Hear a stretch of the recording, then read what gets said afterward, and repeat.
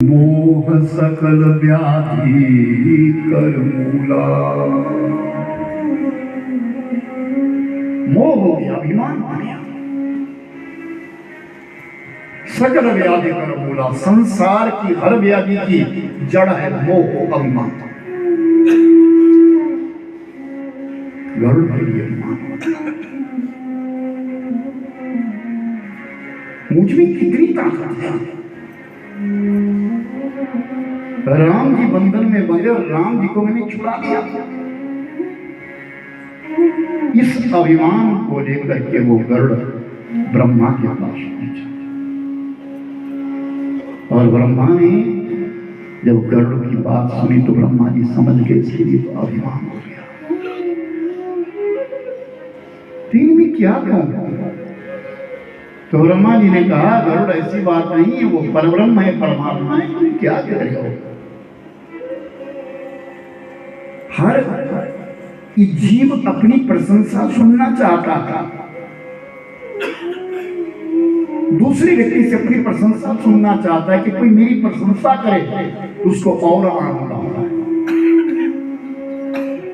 और गरुड़ की वहां प्रशंसा नहीं हुई ब्रह्मलोक में, तो गरुड़ ने कहा छोड़ो इसके लिए, कैलाश पर्वत में गए और भगवान शंकर जी के सामने पूरी कथा की। भगवान शिव है, जाने जाने समझ गए इस पक्षी को अभिमान हो गया और पतन का जो कारण है वो अभिमान है, इसका पतन हो जाएगा। लेकिन नहीं, ये भगवान विष्णु का वाहन है। कितने पुण्य कमाए होंगे इस गरुड़ ने। इस गरुड़ की सवारी त्रिलोकी के स्वामी भगवान विष्णु करते हैं। इसका पतन नहीं होना चाहिए। जब कर चुका करिए सत्संगा तो करी हो मोह ब्रह्म भंगा। ये बिना सत्संग का है, ज्ञान तो इसको है लेकिन सत्संग नहीं हुआ है। जब कुछ काल करिए सत्संगा, जब कुछ काल ये सत्संग में जाएगा, सज्जनों के बीच में बैठेगा, अच्छे पुरुषों में बैठेगा, अच्छे लोगों में बैठेगा, भक्त जनों के बीच में बैठेगा, तब इसका संशय भरेगा, तब ज्ञान होगा।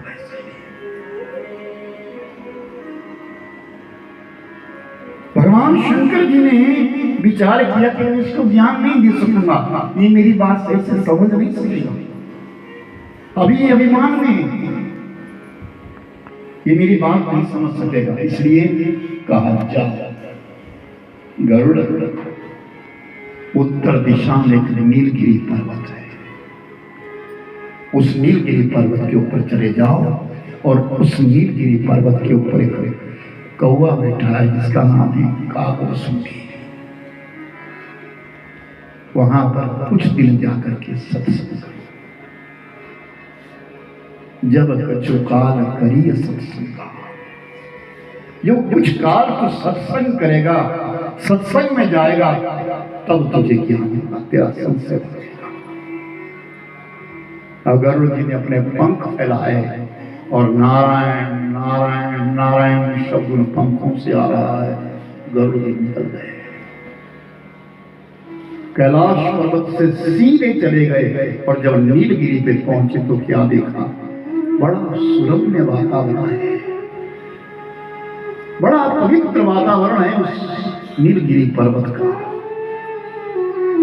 4 शिखर है, सोने के जैसे शिखर लगते हैं और उन 4 शिखरों के ऊपर 4 पेड़ है। एक पीपल का पेड़ है, एक बरगद का पेड़ है, एक आम का पेड़ है, एक पाकर का पेड़ है। ऐसे 4 पेड़ है और उन पेड़ों के बीच में एक मैदान है। उस मैदान के बीच में बहुत सारे विहंग पक्षी बैठे हैं और एक ऊंचा आसन लगा हुआ है। उस ऊंचे आसन के ऊपर कागभूषुंडी जी महाराज वो कौआ बैठा है और वो कौआ राम कथा कहता है। राम राम की ध्वनि, राम राम की ध्वनि सारे वातावरण को पवित्र कर रही है। जहां भी पत्ता पत्ता राम राम राम राम बोल रहा है। उस आवाज को सुन करके जितना भी मन में संशय था सब चला। सत्संग में आने से संशय दूर हो जाता है। अब जब गरुड़ जी सबके बीच में आने लगे तो कागभूषुंडी की नजर पड़ी, वो ये तो वैकुंठ का पक्षी आया। सब खड़े हो गए आदर देने के लिए। सोना होता जी कारण पहले पूछते हैं, कागभूषुंडी जी पूछते हैं, नाथ कृतार्थ भयहु मैं तब प्रसंग खगरा आय सुदेव करो आय सुखिका। नाथ कृतार्थ भयहु तब दर्शन करता। कागभूषुंडी कहते हैं, अरे गरुड़ पक्षीराज, मैं आज कृतार्थ हो गया आपका दर्शन करके कि आप वैकुंठ के वासी यहाँ नीलगिरी पे कैसे आए। आप कहां कैसे हो गए महाराज। बारंबार कोटि कोटि प्रणाम करने लगे। सब पक्षी प्रणाम करने लगे गरुड़ को। कागभूषुंडी जी प्रणाम करने लगे कि आज हमारा पक्षियों का राजा आया है, गरुड़ आया है। और गरुड़ कोई साधारण नहीं है, बुद्धिमता ज्ञान धारक है। क्यों आया? सोना होता जी कारण आयो, सो सब भयो दर्श सब पायो। गरुड़ जी हाथ जोड़ते हैं, मैं जिस कारण से आया था तो खत्म हो गया। जिस कारण से मैं यहां आया था, संशय जो था मेरे अंदर, मन के अंदर भ्रम जो था, वो आप सब पक्षियों को देख करके, इस सत्संग वार्ता को देख करके वो सब समाप्त हो गया। देखी परम पावन तब आश्रम गयो मोहि संशय। इस आश्रम को देख करके, यहाँ के सुरम्य वातावरण को देख करके ही मेरा सब संशय दूर हो गया।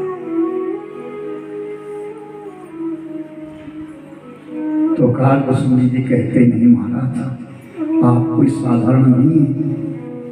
लेकिन गरुड़ जी कहते कि मैं आपके पास आया हूं।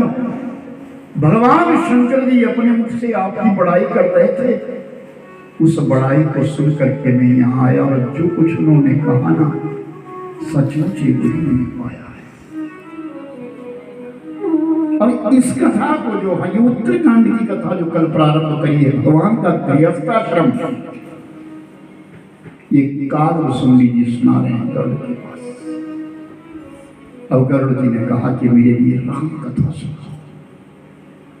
तो राम कथा प्रारंभ हुई है। राम की कथा का सारांश सुना दिया। और अब जब गृहस्थ की कथा आई तो कागभूषुंडी जी कहते, गरुड़ सचेत होकर के सुनना कि भगवान राम ने जो गृहस्थ किया, गृहस्थ जीवन है क्या, इस गृहस्थ में मुख्य कारण क्या है, मुख्य उद्देश्य क्या है। आने वाले का सत्कार करना, अतिथि का सत्कार करना, ये पहला कर्तव्य है। गृहस्थ में जो आया है उसके पास सब आते। आप जमींदार लोग हो, खेतों में हल चलाने वाले हो, जब भी कोई बीज होता है उसकी जिह्वा पे एक शब्द होता है, ऐ परमेश्वर ये बीज उत्पन्न हो जाए। अगर मेरे नसीब में नहीं ना तो पशु पंखियों के नसीब में ही हो, आने जाने वाले के नसीब में हो, ये अन्न जिससे पेट भरता है, जिससे ये पेट भरता है। ये पता नहीं किसका नसीब है, किस नसीब से उत्पन्न होता है। आज हम जो अन्न खा रहे हैं यहाँ कहाँ, ना जाने कहाँ कहाँ से आ रहा है। अतिथि का स्वागत करना ये गृहस्थ का पहला कर्तव्य है।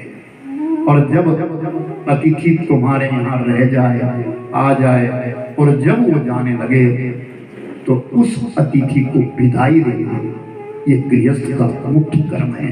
आज राम जी विदाई दे रहे हैं। हरिओम। बाबा जी लिखते हैं, सुन खगपति पावनी, सुन खगपति कथा ताप भय भय पावनी,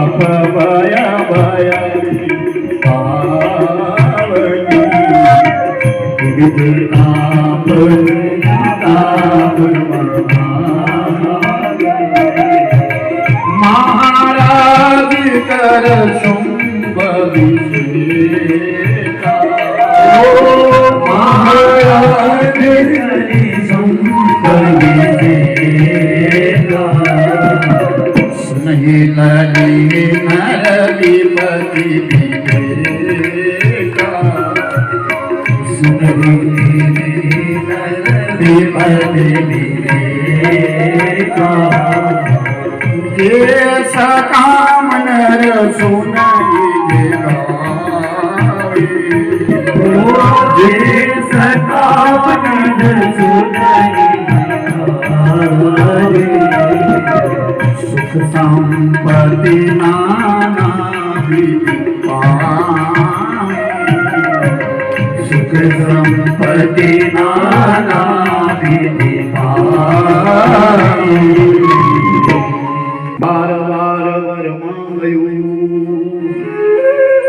हर सिद्धे श्री रंग, पद सरोज अन पाइनी, भक्ति है सत्संग।